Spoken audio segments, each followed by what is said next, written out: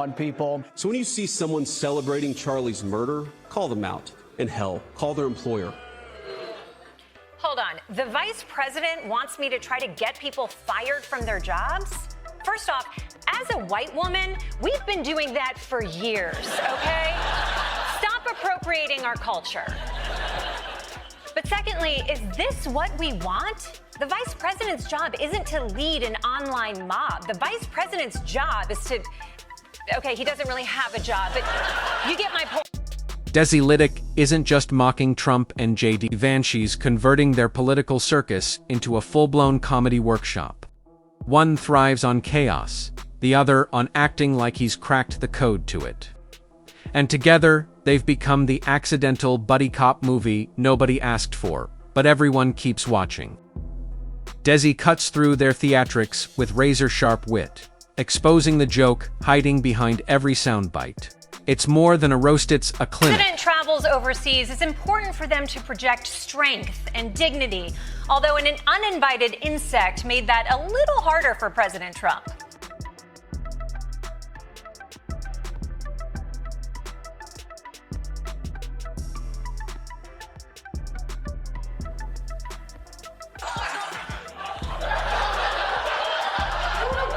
Damn, girl, you got moves. What is this? Is he voguing? Ronnie, I'm sorry to interrupt, but Jordan couldn't be more wrong. JD Vance is a terrifying prospect.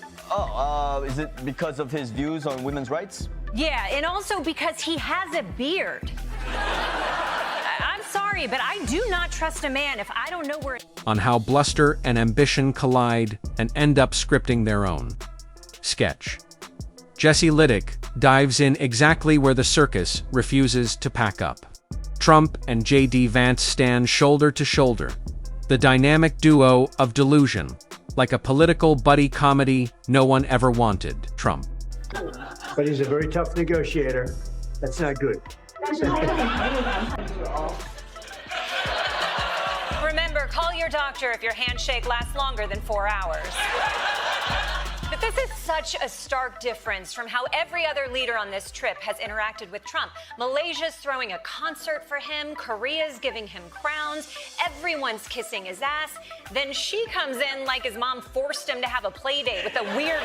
The self-appointed emperor of chaos still thinks he's directing America's longest-running reality show, while JD Vance plays the eager sidekick, straining to prove he deserves a speaking role in the cast. If you're enjoying this video, make sure to subscribe and tap the bell icon. Talker, beards hide things. Blackheads, whiteheads, lack of chin, too much chin. And he's open about all of his horrific policies. So if that beard is hiding something, it must be really bad. Oh, this is ridiculous. Beards do not hide anything. Oh, really? Not even a Sharpie dick that never fully... Together, they've transformed governing into improvised theater, no script. No coherence, just spectacle wrapped in patriotism and soaked in ego. Desi watches them and can't help but laugh. Because only in Trump's America could ambition and absurdity fit on the same campaign slogan. And naturally, Trump grabbed... How their greeting was. The bigger question was what happened at that meeting. Trump said that China has been eating America's lunch for decades, and this was his chance to seal a major trade deal that finally makes things right. President Trump back on Air Force One after his meeting with Chinese leader Xi Jinping, where the leaders agreed to a tentative truce in the trade war. That brings tariffs and other measures back to where they were before recent escalations. He's basically reset the clock to January. Treating power like a mirror, everything circles back to him. Even the disasters. Desi says he's like a magician, who keeps pulling the same rabbit out of the same hat and still waits for a standing ovation.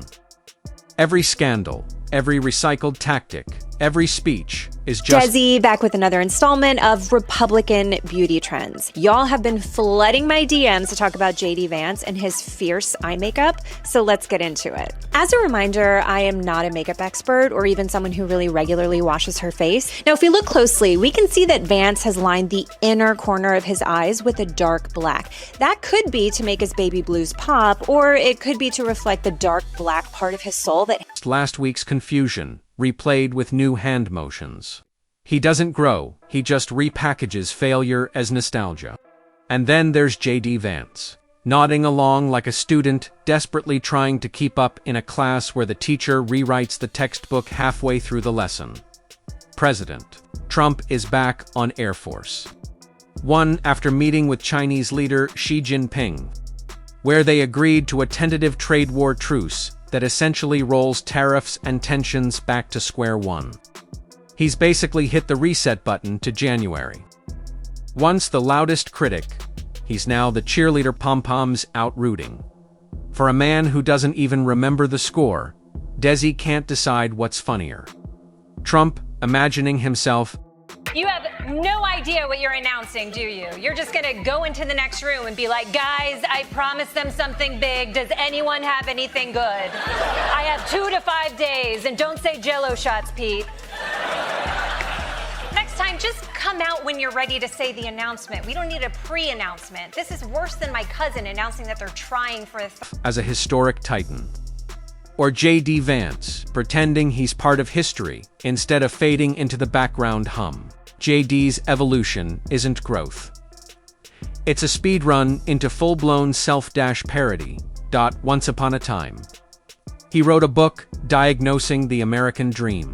Now he's the footnote, explaining why it's on life support. Desi jokes.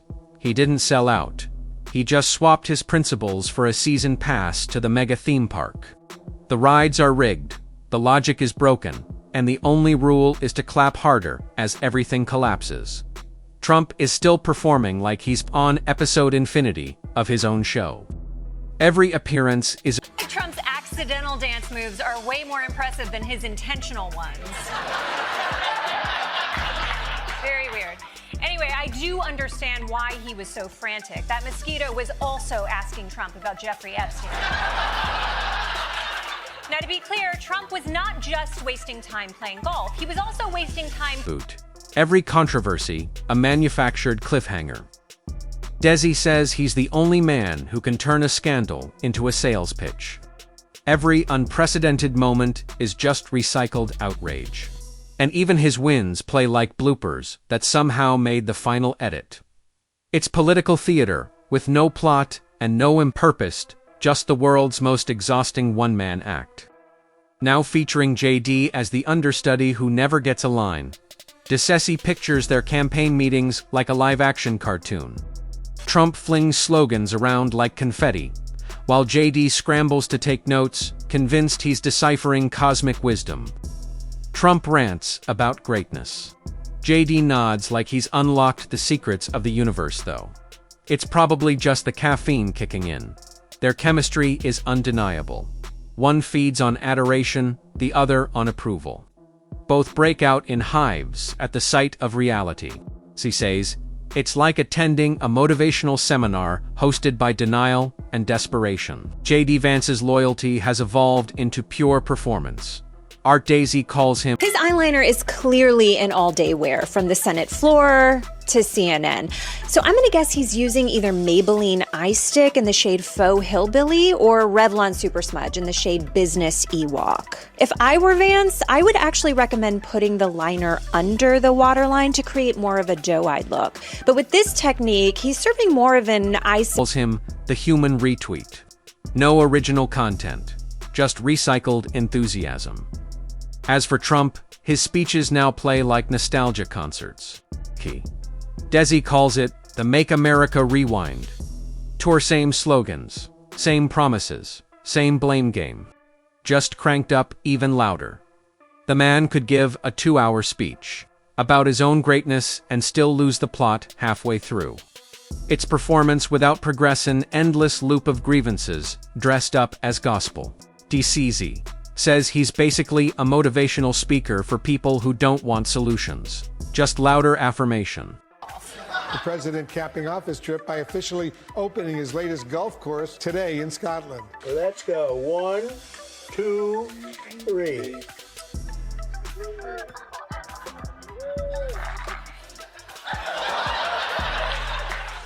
Just a reminder, this man is still the president of the United States. There's a lot going on in the world, and he's at a ribbon-cutting ceremony to promote his